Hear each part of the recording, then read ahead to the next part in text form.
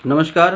हमारे साथ हैं श्यामा चौहान जी, जो ग्राम फतेहपुर हटपटपुर से हैं, विकासखंड विकासनगर से, जिला देहरादून से हैं और ये वर्तमान में महिला जागृति स्वयं सहायता समूह की अध्यक्ष भी हैं और सत्य सनातन संघ की राष्ट्रीय उपाध्यक्ष भी हैं। श्यामा जी, बहुत बहुत स्वागत है आपका डिजिटल सारथी के फेसबुक पेज पर और यूट्यूब चैनल पर।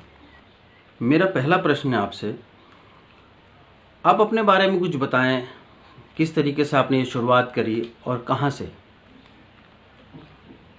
नमस्कार, जय श्री राम। मेरा नाम श्यामा चौहान है और मैं महिला जागृति स्वयं सहायता समूह की अध्यक्ष और सत्य सनातन संघ की राष्ट्रीय उपाध्यक्ष हूँ। सन 2012 की बात है कि हम लोग अपने मकान में रहते थे और हमारी आजीविका बहुत अच्छे से चल रही थी। अचानक ही ब्लॉक से कुछ अधिकारी आए तो उन्होंने स्वयं सहायता समूह के बारे में मुझे जानकारी दी। लेकिन हमारे घर का माहौल ऐसा था कि हमारे गांव में पर्दा पड़ता है, महिलाएं घर से बाहर नहीं निकलती थी। तो लेकिन मैं कुछ करना चाहती थी शुरुआत से ही, तो कुछ करने की इच्छा से अचानक मैंने टेलीविज़न में भी देखा था कि स्वयं सहायता समूह के बारे में कितना कुछ बता रहे हैं और जो महिलाएं भी अगर एकत्रित होकर कुछ करना चाहें तो बहुत कुछ कर सकती हैं। तो इसीलिए मैंने जो ब्लॉक से हमारे यहाँ अधिकारी आए, महेंद्र सिंह चौहान जी और श्रीमती शकुंतला साहा जी, उनके द्वारा हमारा एक समूह का गठन किया गया जिसका नाम महिला जागृति स्वयं सहायता समूह रखा गया और उस समूह में 10 महिलाएं जुड़ी जो कि स्वर्ण जयंती स्वरोजगार योजना के तहत था। तो जब हमारा समूह बन गया तो हम लोग भी आपस में 10 महिलाएं हो गई, हम लोग आपस में बैठते थे, एक दूसरे के सुख दुख को साझा करते थे। अच्छे से हमारा समूह चल रहा था। लेकिन शायद विधाता को कुछ और मंजूर था। तो कुछ समय बाद 6 महीने के बाद सन 2012 में ही हमारा मकान बिक गया। अचानक किसी परिस्थिति में बहुत ज़्यादा प्रॉब्लम हो गई, दिक्कत हो गई, लेकिन फिर भी मैं घर से बाहर नहीं जाती थी, मगर हमारा एक समूह बन गया था। जिस वक्त हमारा मकान बिका तो मुझे आज भी वो दिन याद आता है और जब भी पिछली बातें मैं दोहराती हूँ तो मेरा मन बहुत दुखी हो जाता है। जब हम लोग मकान छोड़कर गए, हमारा मकान बिका, तो हमारे परिवार वालों के सबके दरवाजे बंद थे। मैं नहीं कहती कि वो अलग थे, क्योंकि कहीं ना कहीं उन्हें भी बहुत दुख था, लेकिन हमारी परिस्थिति को वो नहीं समझे थे, उन्हें भी हमने नहीं बताया था। हम लोग किराए में चले गए, हमारा घर, मकान, गाड़ी सब कुछ बिक गया था। उस वक्त हम लोग जहाँ किराए में गए तो मेरे बच्चों की पढ़ाई भी छूट गई थी, क्योंकि खाने के लिए हम लोग मोहताज हो गए। बच्चों की पढ़ाई छूट गई। मेरी बेटी +2 में पढ़ती थी। स्थिति इतनी ख़राब हो गई थी कि जो हमारे 2 बच्चे थे उनकी पढ़ाई की फीस भी मैं नहीं दे पा रही थी। पति का कारोबार भी बंद हो गया था, गाड़ी भी बिक गई थी। उसके बाद फिर मैंने अपनी बेटी को सेलाकुई कंपनी में भेजा। सुबह 6 बजे मेरी बेटी जाती थी और 6 बजे ही वो आती थी और इस तरह से मैंने अपने घर का पालन पोषण किया, अपने बच्चों की पढ़ाई जारी रखी। फिर मैंने जब हमारे स्वयं सहायता समूह की कुछ महिलाओं ने ये कह के समूह तोड़ दिया कि इनका घर मकान बिक गया और अब ये लोग पैसा वापस नहीं देंगे, अब हमारे समूह में केवल फिर 6 महिलाएं रह गई। लेकिन मैंने बहुत लोगों से पैसे भी मांगे कि बच्चों की फीस के लिए दे दो, किसी ने पैसे नहीं दिए। मैं आज भी, हमारी एक सहेली है सुमित्रा जी, मैं उनकी शुक्रगुजार हूँ कि जब हमारे घर में आटा चावल भी नहीं होता था वो हमें सामान ला के देती थी। और फिर जैसे बच्चों के कपड़े सिलाई हो गए और लिफाफे हो गए, मैं ये लिफाफे वगैरह बनाती थी और घर की आजीविका को चलाती थी, क्योंकि पति का कारोबार भी बंद हो गया था। हमारे मकान मालकिन भी बहुत अच्छी थी, उन्होंने भी कई बार हमें खाने के लिए दिया। स्थिति बहुत गंभीर हो गई थी। लेकिन फिर अचानक ओबीसी आरसीटी के द्वारा ब्लॉक में ही ये जानकारी मिली कि समूह की महिलाओं को, और जो भारत सरकार की एक योजना है कि ओबीसी आरसीटी के द्वारा फ्री ऑफ कॉस्ट ट्रेनिंग दी जाती है। फिर श्रीमती शकुंतला साहा जी ने, उन्होंने मुझे फिर गांव के माध्यम से बुलाया, वो मेरी बहुत हेल्प करती थी, और ओबीसी आरसीटी के डायरेक्टर सर अनिल शर्मा जी से उन्होंने मुझे मिलाया उन्होंने हमारे समूह को सन 2014 की बात है दोबारा से राष्ट्रीय ग्रामीण आजीविका मिशन, जो भारत सरकार की बहुत बड़ी योजना है महिला सशक्तिकरण के लिए, उन्होंने NRLM से हमारे समूह को जोड़ा और हमारे समूह में 4 और महिलाएं फिर जुड़ गई। उसके बाद हमारे जो समूह का पहले खाता था कि हम लोग 100 रुपये महीने का जमा करते थे, अब हम लोग साप्ताहिक जमा करने लगे। श्यामा जी, जैसे आप एक समूह की अध्यक्ष भी हैं और अभी वर्तमान में सत्य सनातन संघ की राष्ट्रीय उपाध्यक्ष भी हैं, और आपने, मैं देख रहा हूँ जैसे आपने भगवा भी पहना है, तो इसके पीछे क्या आपका इतिहास है? मतलब क्या, किस तरीके से आपको ये उपाधि मिली? सबसे पहले तो ये, जैसा कि सबको जानकारी की, भगवा हिंदुत्व का प्रतीक है और हमारे देश का, राष्ट्र का प्रतीक है भगवा। तो इसे पहनने में मुझे बहुत गर्व महसूस होता है। लेकिन इसके लिए जिस तरह से कि हमारे स्वयं सहायता समूह में इतने कार्य हो रहे हैं और मुझे इतनी बार सम्मानित किया गया, तो इसको देखते हुए सत्य सनातन संघ के राष्ट्रीय जो महामंत्री जी हैं, माननीय श्री संतोष मौर्य जी, उन्होंने मेरे कार्य को देखा और उन्होंने मुझे संघ में आने की इच्छा जताई।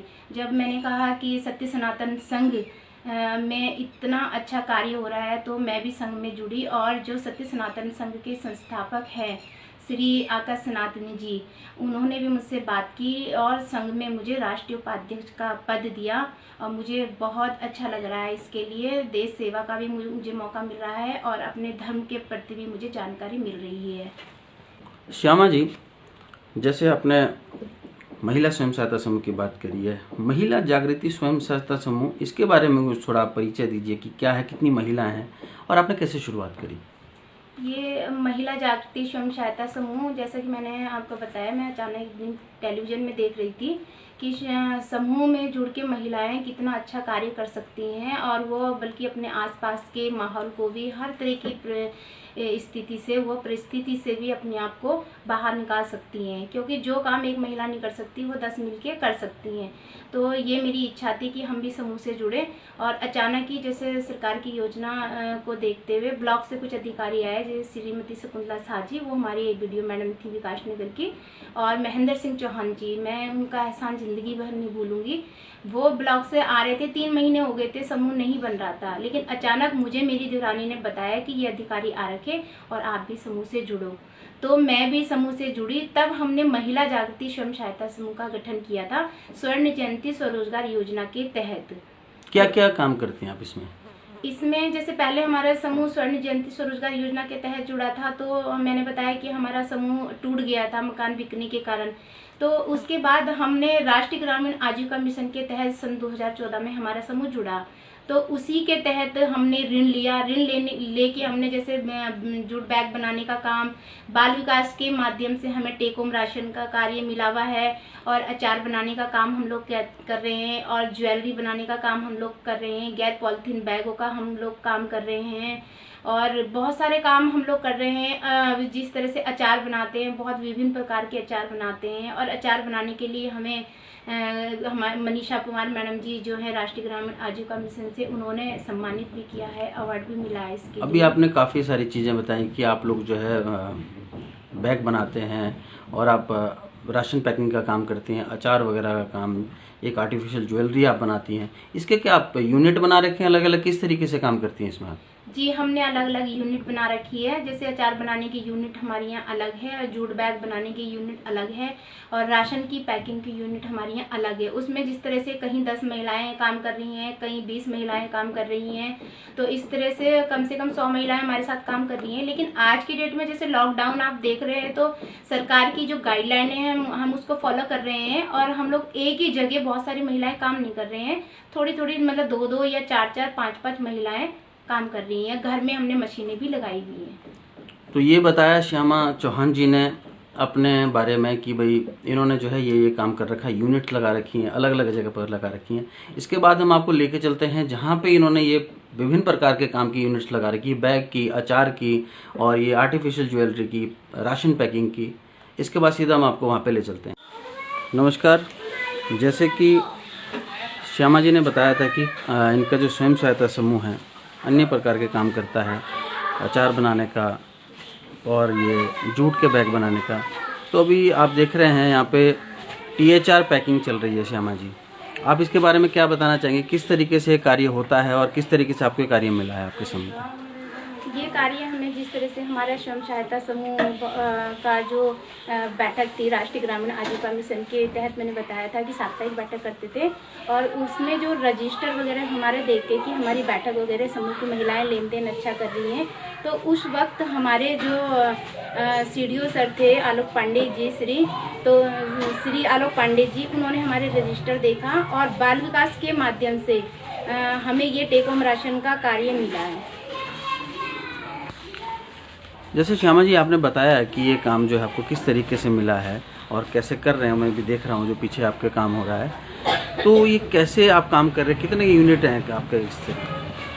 ये हमारी जैसे एक यूनिट है टेक होम राशन की, और इसमें बाल विकास के माध्यम से हमें मिला है। जैसे ढकरानी सेक्टर है तो उसमें हमें एक मेनू दिया जाता है सरकार के द्वारा। मेनू में ये तय होता है कि हमें कितना कितना राशन एक एक लाभार्थी को देना होता है। जैसे गर्भवती धात्री महिलाएं होगी और बच्चे हो गए और कुपोषित बच्चे हो गए, अति कुपोषित बच्चे हो गए, तो सरकार की बहुत बड़ी योजना है बाल विकास के माध्यम से कि हमें अच्छा ये लग रहा है कि लॉकडाउन के दौरान भी जहां एक तरफ सबका कामकाज ठप है, तो हम लोग महिलाएं घर में बैठे भी सोशल डिस्टेंस का भी हम लोग ख्याल रख रहे हैं और टेक होम राशन की पैकिंग करके आंगनवाड़ी केंद्रों तक पहुँचा रहे हैं।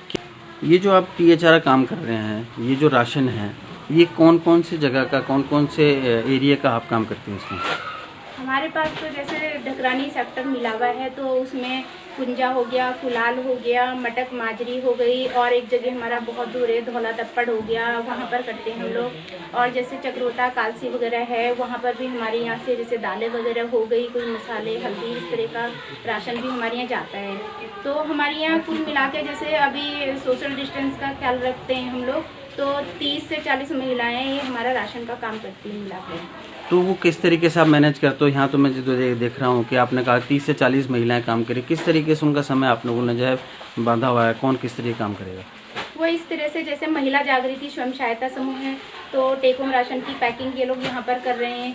दूसरी जगह जैसे दालों की पैकिंग है, तो हमारा एक शिव शंकर स्वयं सहायता समूह है, वो महिलाएं अलग जगह पे काम करती हैं। आज जैसे दोनों यहाँ पर आई हुई हैं, तो इनका अपना काम है अलग जगह पे। तो इस तरह से अलग अलग महिलाओं के लिए अलग अलग यूनिट हमने बनाई है। मैं आपको दिखाना चाह रहा हूँ, जैसे इन्होंने जो राशन की पैकिंग वगैरह हो रही है, वो इस तरीके के बैग्स बना रहे हैं ये लोग। ये समझ जो है आंगनवाड़ी के यहाँ वितरण होता है, गवर्नमेंट का ये जो है राशन पैकिंग हो रही है।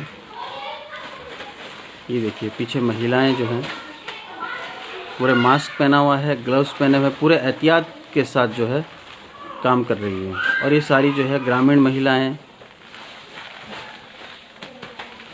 श्यामा चौहान जी, जैसे ये स्वयं सहायता समूह आपने बनाया है, इसकी क्या प्रक्रिया है और इसमें महिलाएं अपनी जीविका कैसे बेहतर बना रही हैं, तथा सरकारी जो प्रक्रिया है उसमें क्या सहयोग है सरकारी प्रक्रिया?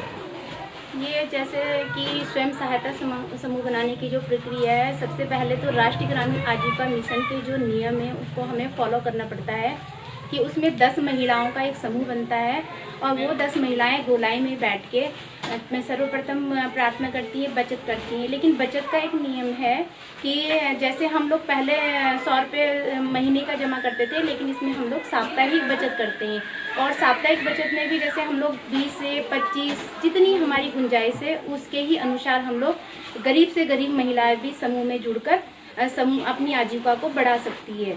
और इसके हमारे लिए बहुत सारे फ़ायदे हैं। जैसे राष्ट्रीय ग्रामीण आजीविका मिशन के तहत जब हमारे समूह का गठन होता है, तो 3 महीने के बाद हमें इसमें एक रिवॉल्विंग फंड मिलता है 10 से 15 हज़ार रुपये का।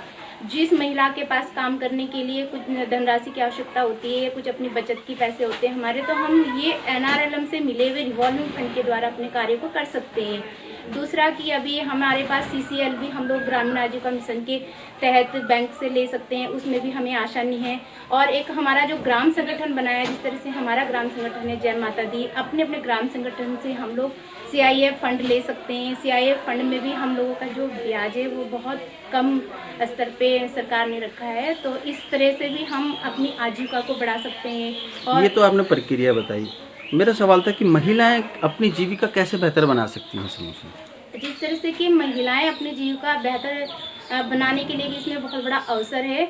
महिलाओं के लिए एक इसमें है कि प्रशिक्षण लेकर वो CRP राउंड के लिए जाती हैं, उनको वहाँ से भी मानदेय मिलता है। और OBC RCT के द्वारा हम लोग प्रशिक्षण लेकर जैसे सिलाई होगी, बुनाई होगी, कढ़ाई हो गई और जूट बैग हो गया, नॉन वोवन बैग हो गया, यहाँ तक कि हम लोग गाड़ी चलाने के प्रशिक्षण लेकर अपनी आजीविका को बढ़ा सकते हैं, और वो भी छोटी छोटी सी बचत से। सरकारी प्रक्रिया होती है, जैसे विकास खंड हो गया और आपका कहीं और जगह से, उसका क्या सहयोग है? कुछ है सहयोग सरकार का इसमें? जी, सरकारी प्रक्रिया का बहुत बड़ा सहयोग है।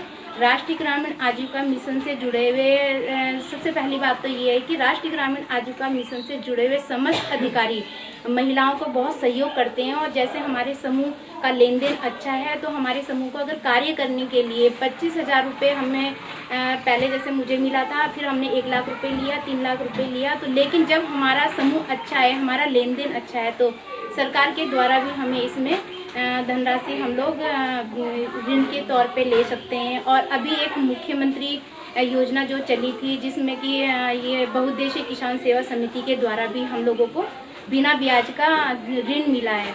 तो इस तरह से हमारे सरकारी योजना का हम लोगों को लाभ मिलता है स्वयं सहायता समूह में। श्यामा जी, आपने ये 2 शब्द की बात करी है, कुछ CRP और BRP, इसके बारे में थोड़ा बताएंगे कि क्या है ये? CRP तो हो गया कि जैसे कम्युनिटी रिसोर्स पर्सन, इनका काम होता है कि जैसे गांव-गांव में जाके महिलाओं के स्वयं सहायता समूह बनाना और उनको नियमों के बारे में जानकारी देना। और BRP का काम हो गया ब्लॉक रिसोर्स पर्सन की, जैसे बुक कीपिंग की ट्रेनिंग देनी हो, और समूह में जितने भी फंडिंग वगैरह होते हैं उसकी ट्रेनिंग होती है, और समूह में किस तरह से कार्य करना है, ये BRP का काम होता है। ये भी राष्ट्रीय ग्रामीण आजीविका मिशन के तहत ही दिया जाता है। श्यामा जी, जैसे आजकल सोशल मीडिया का ज़माना है, इंटरनेट है, स्मार्टफोन लोगों के पास घर घर में, हाथ हाथ में है, तो ऐसे दौर में और इस जो आजकल ये दौर चल रहा है, इसमें आप क्या संदेश देना चाहेंगी महिलाओं के लिए? जो आजकल महिला हैं, उनको क्या संदेश देना चाहेंगी? मैं एक महिला होने के नाते बोलना चाहती हूँ कि महिला एक बेटी भी है, माँ भी है, पत्नी भी है, बहन भी है, बुआ भी है, एक साथी भी है। जो एक महिला एक छोटे से बच्चे को पाल पोस कर अपने घर में रख के इतना बड़ा देश का प्रधानमंत्री बना सकती है, तो महिला क्या नहीं कर सकती।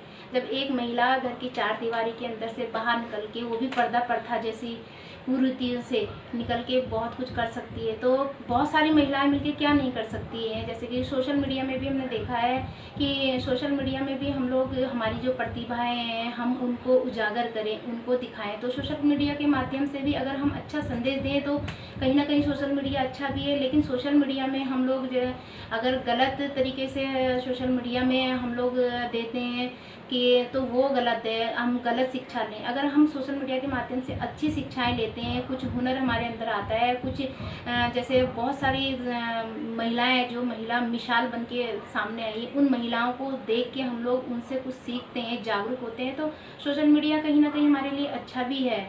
तो मैं महिलाओं से ये कहना चाहूँगी कि आत्मनिर्भर बनिए, खुद के पैरों पे खड़े होइए, और खुद अपनी जैसे भारतीय हमारी संस्कृति है, भारतीय संस्कृति में महिलाओं को जितना भी कहते हैं कि पर्दा प्रथा गलत है, कहीं ना कहीं वो हमारी संस्कृति है, वो गलत भी नहीं है। लेकिन उस पर्दा प्रथा से आप लोग बाहर आइए, अपनी प्रतिभाओं को दिखाइए, और अपनी प्रतिभाओं के हुनर पे अपने कुछ ना कुछ कार्य आप कीजिए, तभी हम लोग अपने देश को बदल पाएंगे। और जो भी आपका हुनर है, जो भी प्रतिभाएं आपके अंदर है, वो सोशल मीडिया के माध्यम से उसका प्रचार प्रसार कीजिए।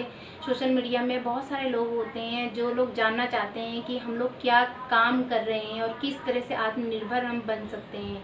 तो ये एक मैसेज अच्छा सोशल मीडिया के माध्यम से भी हम दे सकते हैं।